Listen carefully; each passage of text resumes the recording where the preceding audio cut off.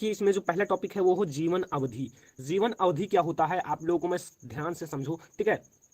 जीवों के जन्म से लेकर प्राकृतिक मृत्यु के समय को उस जीव का जीवन अवधि कहते हैं, ठीक है।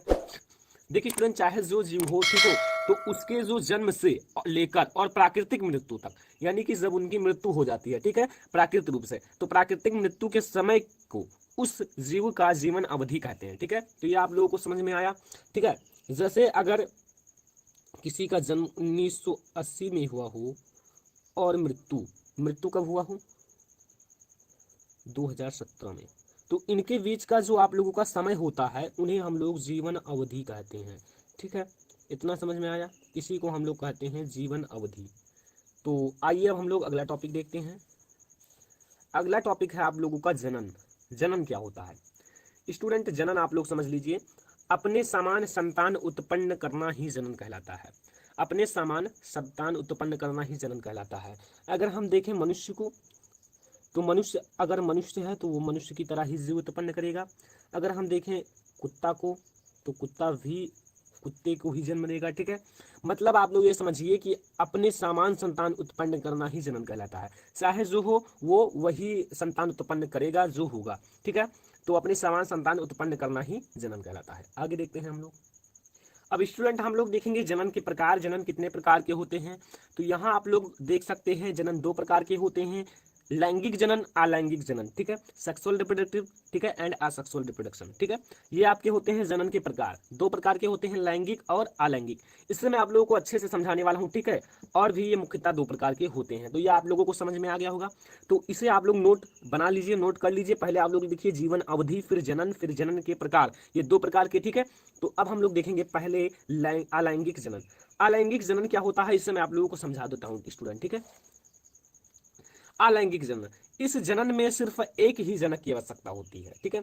अगर ये जनन हो रहा है स्टूडेंट तो इसमें एक ही जनक की आवश्यकता होती है। जैसे आप लोग देख सकते हैं नर और मादा, ठीक है। इसमें एक ही चीज की आवश्यकता होती है, चाहे नर हो और चाहे मादा हो, ठीक है। और आपका जो नया संतान होता है वो उत्पत्ति हो जाता है। अभी मैं आप लोगों को आगे समझाऊंगा ठीक है। इससे जो संतान उत्पन्न होता है उन्हें क्लोन कहते हैं। अगर जिसमें एक ही जनक की आवश्यकता हो, इससे जो संतान उत्पन्न होता है उसे हम लोग क्लोन कहते हैं। यहाँ एक शब्द आया है स्टूडेंट, क्या आया है? यहाँ मैं आप लोगों को बताता हूँ, क्लोन, ठीक है। ये क्लोन, ठीक है। तो क्लोन आप लोग समझ सकते हैं, यही आपका क्लोन होता है, अलैंगिक जनन, ठीक है। यानी कि इस जनन से, जो अलैंगिक जनन से संतान उत्पन्न होते हैं उन्हें क्लोन कहते हैं, ठीक है। तो इस जनन में सिर्फ एक जनक की आवश्यकता होती है और इससे जो संतान उत्पन्न होता है उसे क्लोन कहते हैं, ठीक है। यहाँ आप लोगों को समझ में आ गया, ठीक है। नोट्स बना लीजिए स्टूडेंट अभी से, ठीक है। अब हम लोग देखेंगे यहाँ इसका जो एग्जाम्पल होता है स्टूडेंट, वो तो आप लोग जानते ही होंगे, वो होता है आप लोगों का अमीबा। क्या होता है? अमीबा, ठीक है। इसका कोई आकार निश्चित नहीं होता है, आप किसी भी प्रकार से बना सकते हैं अमीबा को, ठीक है। तो अमीबा आप लोगों का ये है, मैंने ऊपर समझाया है, ठीक है। आप लोग यहाँ देख सकते हो, यहाँ मैं आप लोगों को मेनली थोड़ा सा समझा देता हूँ। यहाँ एक अमीबा था, ठीक है। यहाँ आप लोग देख सकते हैं एक अमीबा था, ठीक है। यहाँ जनन हो रहा है, अमीबा में जनन, ठीक है। अगर अमीबा में जनन पूछा जाए तो ऐसे होता है। फिर यहाँ क्या हुआ आप लोग देखिए, अमीबा का जो केंद्रक है यहाँ समझो थोड़ा देखिए बड़ा हो गया, यहाँ देखिए थोड़ा चपटा हो गया, ठीक है। यहाँ अमीबा का जो केंद्रक है स्टूडेंट वो इस टाइप से हो गया, ठीक है।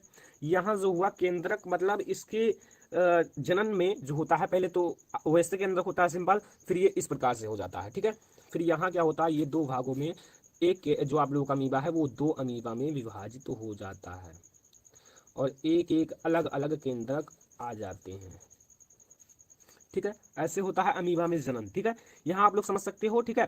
तो यहाँ आप लोग नोट कर लेना, यहाँ अमीबा है, फिर ऐसे यहाँ जनन हुआ, दो अमीबा बन गए एक अमीबा से, ठीक है। तो ये होता है आप लोगों का अमीबा में जनन। अब हम लोग अगला टॉपिक देखेंगे, अलैंगिक जनन देख लिए, अब हम लोग देखेंगे लैंगिक जनन।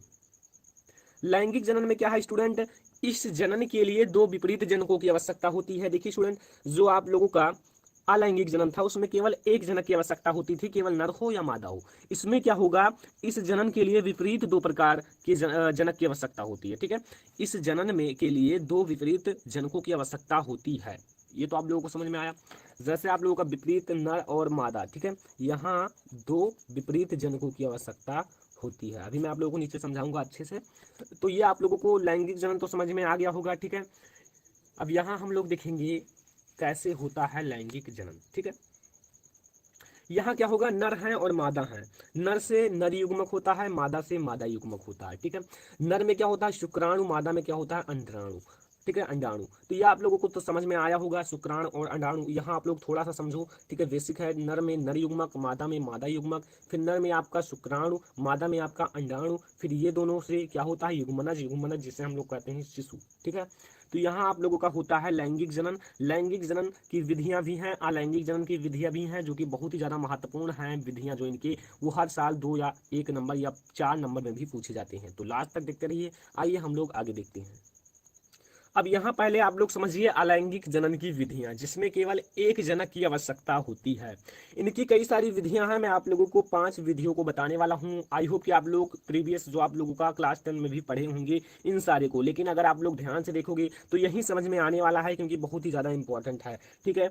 तो इसी में आपका जो अलैंगिक जनन है, इसी में आपका कायिक जनन भी आता है, जो कि बोर्ड एग्जाम के लिए वेरी इंपॉर्टेंट है। तो अभी मैं आप लोगों को इसके आगे कायिक जनन भी बताने वाला हूं, जो लॉन्ग क्वेश्चन में पूछा जाता है। तो लास्ट तक देखते रहिए। यहाँ आप लोगों को मैं पहले बताऊंगा द्विव विभाजन। द्विव विभाजन क्या होता है, इसकी एक विधि है अलैंगिक जनन की। तो द्विव विभाजन क्या होता है, ध्यान से समझो स्टूडेंट। जब एक जनक बीच में से टूटकर, जैसे आपका एक जनक है, अभी मैंने आप लोगों को समझाया है, ठीक है। तो अभी मैं आप लोगों को दिखाऊंगा, एक जनक जब बीच में से टूटकर 2 भागों में विभाजित हो जाता है तो नए संतान की उत्पत्ति होती है।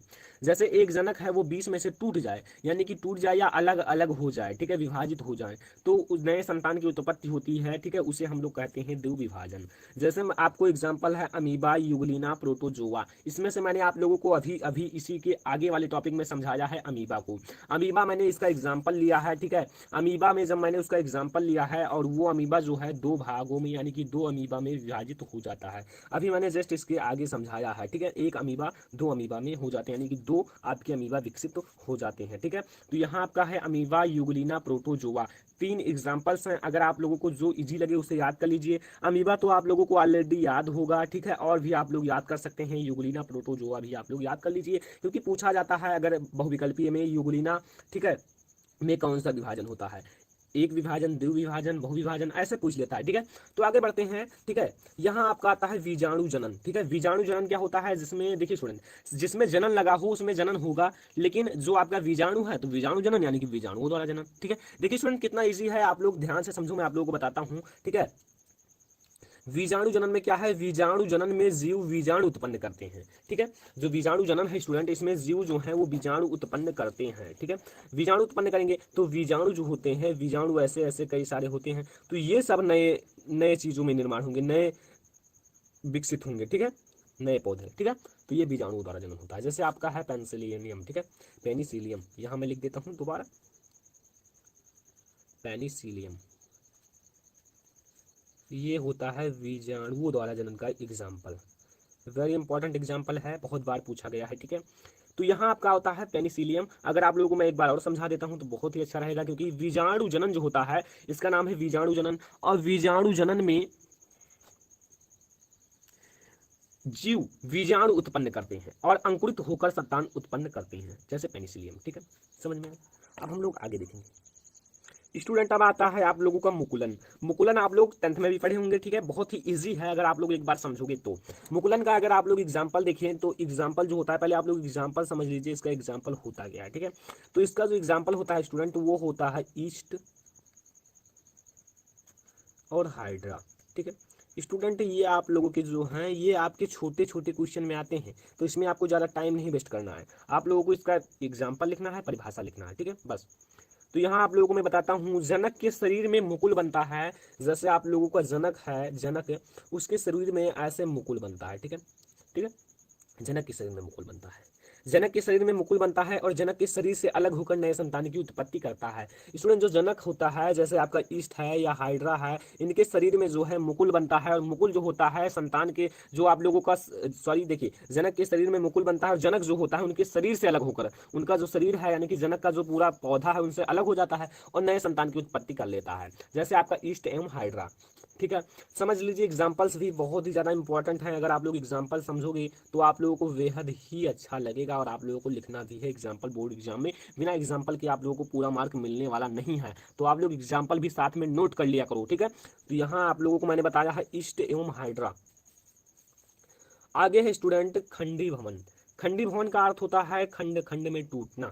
खंडी भवन का अर्थ होता है खंड खंड में टूटना। जैसे खंडी भवन का अर्थ है खंड में टूटना, प्रत्येक नए संतान उत्पन्न करना। जैसे आप लोगों का जो खंडी भवन के अंतर्गत जैसे पौधा है, आप लोगों को यहाँ देखिए स्पायरोगायरा।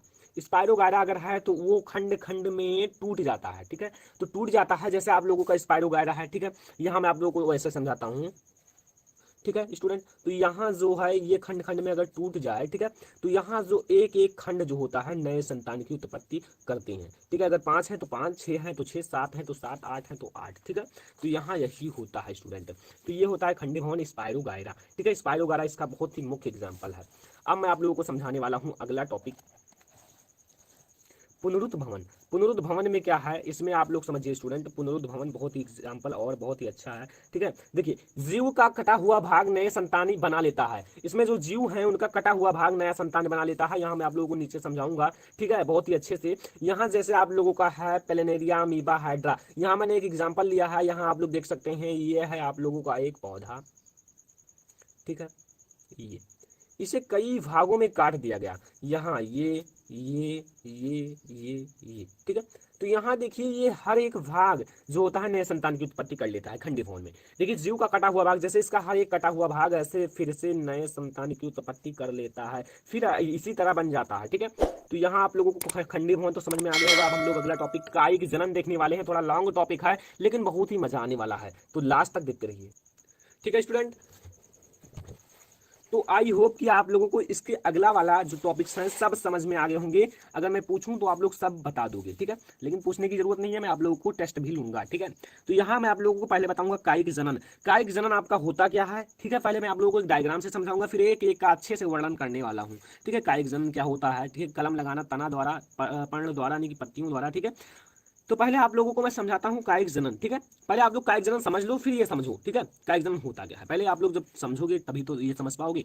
तो कायिक जनन होता क्या है कि मात्र पौधा है, जैसे आप लोगों का जो पौधा है जिससे हम लोग काट कर कलम लगाते हैं, वही मात्र पौधा होता है। जो उसका मतलब समझ लीजिए कि जो पेड़ है पूरा, उससे हम लोग जब गुलाब जैसे है उसका कलम काटते हैं तो वो पेड़ जो है। ठीक है, तो मात्र पादप के कायिक अंग द्वारा नए पादप के निर्माण को कायिक जनन कहते हैं। कायिक अंगों द्वारा यानी कि जैसे उनका कायिक अंग तना है, जड़ है, पत्ती है। ठीक है, सब कुछ उनके कायिक अंग है। क्या है, जड़ है, तना है, पत्ती है, और भी होंगे। ठीक है, कलिकाएं हैं। ठीक है, तो उनके कायिक अंगों द्वारा नए पादप का निर्माण हो। जैसे आपका गुलाब है, गुलाब के कायिक अंग द्वारा हम उसे फिर से एक गुलाब उत्पन्न कर ले, नए संतान। ठीक है, जैसे आपका है अमरूद, अमरूद का हम लोग लगाकर एक नया अमरूद उत्पन्न कर ले, एक नया अमरूद का पेड़। ठीक है, तो इसे हम लोग कहते हैं कायिक जनन। ठीक है, यह कृत्रिम तथा प्राकृतिक विधि द्वारा हो सकता है। या देखिए स्टूडेंट, दो विधियों द्वारा हो सकता है। नंबर फर्स्ट आप लोग समझिए स्टूडेंट, कृत्रिम या प्राकृतिक। देखिए स्टूडेंट, यहाँ आप लोगों का दो विधि है। नंबर एक कृत्रिम, नंबर दो प्राकृतिक। प्राकृतिक जो प्राकृतिक का होता है, प्राकृतिक द्वारा होता है। कृत्रिम जो मनुष्यों द्वारा किया जाता है। जैसे अगर हम लोग कलम लगाएं तो ये मनुष्य के द्वारा ही किया गया है कलम लगाना, क्योंकि स्टूडेंट कलम देखिए कोई प्राकृतिक का देन नहीं होता है। ये आप लोग कलम खुद बनाते हो, खुद लगाते हो। ठीक है, तो यहाँ आप लोगों को ये समझ में आया। अब मैं आप लोगों को समझाऊंगा कायिक जनन का जो ये पूरा फिगर है। ठीक है, कायिक जनन आपका दो प्रकार का होता है, प्राकृतिक और कृत्रिम। यानी कि प्राकृतिक जो प्राकृतिक होता है, कृत्रिम जो आपका होता है जो मनुष्यों द्वारा किया जाता है। ठीक है, जैसे प्राकृतिक में आपका जड़ द्वारा आप लोग समझते हो, जड़ द्वारा हर एक पौधे को लगाया जा सकता है, चाहे जो पौधा हो, अगर जड़ है तो वो लग जाएगा।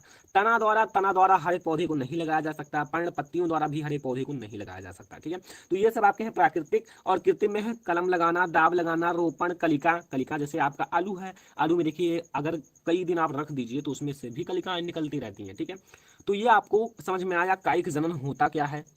ठीक है, तो ये आपका है कायिक जनन। कायिक जनन आप लोगों को समझ में आ गया होगा। अब हम लोग देखेंगे कायिक जनन के प्रकार।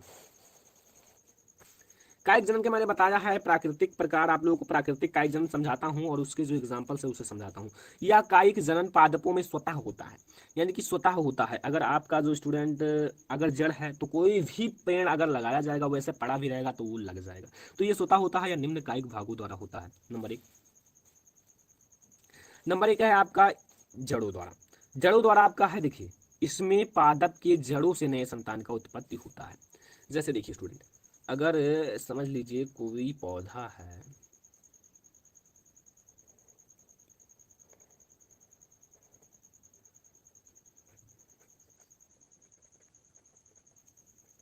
ठीक है, कोई पौधा है, इनका जो जनन लगा है, ये आप लोगों का है जड़।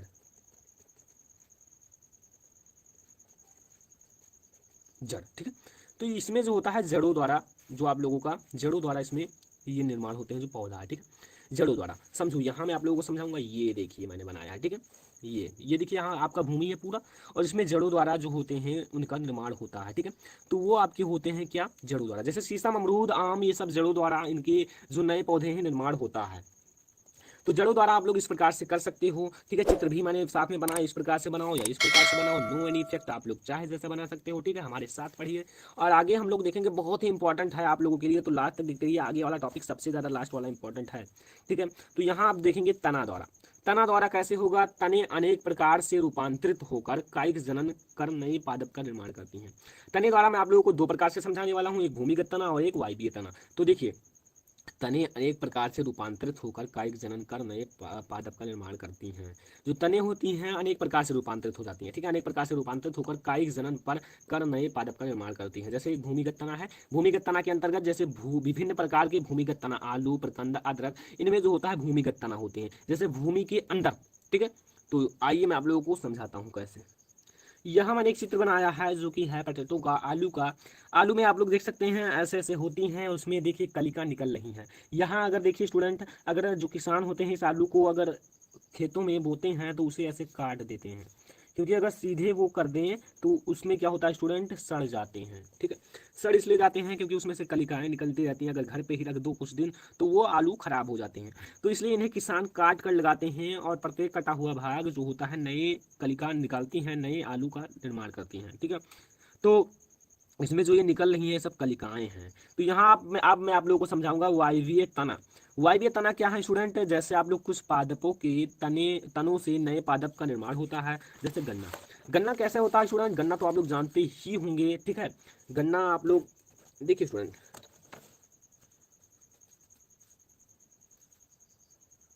यहाँ जड़ें होती हैं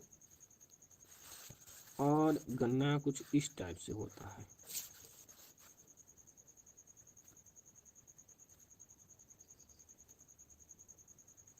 ठीक है।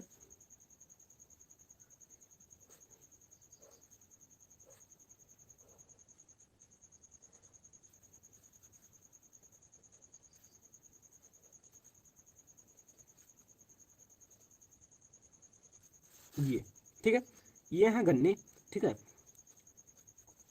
ऐसे गन्ना होता है स्टूडेंट, आप लोग देख सकते हैं, ये है आपके वायवीय तना का एग्जाम्पल, ठीक है। इसमें जो होते हैं तना जो होता है इसका मूल्य होता है, ठीक है।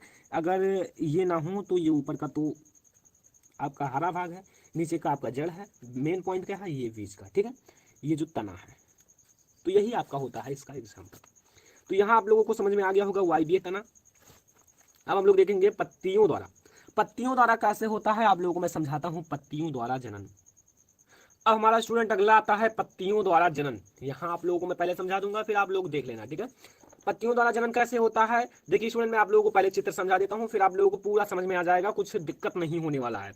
तो पत्तियों द्वारा जनन स्टूडेंट, जैसे आप लोग सोचिए, एक पत्ती है और एक पत्ती को हम लोग अगर मिट्टी के अंदर बांट दें तो क्या होगा, इसमें से कई सारे पौधे निर्माण होंगे जिस पत्ती को हम लोग डालेंगे। कैसे, वो आप लोगों को मैं बताता हूँ। कौन सा पत्ता है, वरायोफिलम, ठीक है। वरायोफिलम को हम लोग कहते हैं अजूबा। अजूबा का पत्ता अगर आप लोग देखे हो तो आप लोग एक बार देख लीजिए, वही होगा। आप लोग उस पत्ती को नीचे काट दीजिए, आप लोगों को कई सारे पौधे मिल जाएंगे। तो पत्तियों द्वारा कैसे होता है जनन, यहाँ आप लोगों को मैंने पहले समझा दिया। इस पत्ती आप लोग देख सकते हैं, अनेक पादप की पत्तियों पर कलिका निकल आती हैं। ये सब क्या हैं, ये सब कलिकाएं हैं। तो कलिकाएं पाई जाती हैं जिससे नए पौधे का निर्माण होता है। इन कलिकाओं के द्वारा ही नए पौधे का निर्माण होगा। ये कलिकाएं क्या होंगी, 3 कलिका है, 4 कलिका है या 5 कलिका है, 5 पौधे का निर्माण करेंगे। वो 5 को अलग कर दिया जाए, फिर आप लोगों को बहुत सारे पौधे मिल जाएंगे ब्रायोफिलम के अजूबा का। इसे हम लोग क्या कहते हैं, मैं लिख कर अच्छे से समझाता हूँ ताकि आप लोगों को कोई दिक्कत ना हो, एक बार में ही समझ जाओ, ठीक है। अगर आप लोग लिखना चाहें तो ये अजूबा लिख सकते हो। अगर आप लोगों को मैं दोबारा बना कर दिखाऊं तो यहाँ आप लोग ऐसे ऐसे बना लीजिए, कोई दिक्कत तो है नहीं कि आप लोगों को बनाने में कोई दिक्कत हो, कैसे भी बना सकते हो, पत्ती है, ठीक है।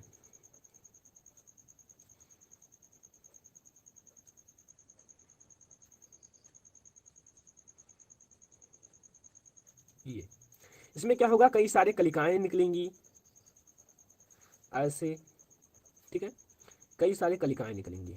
ये कलिकाएं क्या होंगी, नए पौधे का निर्माण कर देंगी, और जब नए पौधा निर्माण होगा तो ऐसे एक और आएंगी और आपका और भी सारे पौधे निर्माण होंगे।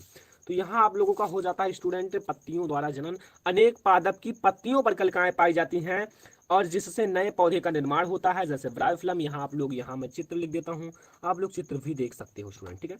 आगे अगला हमारा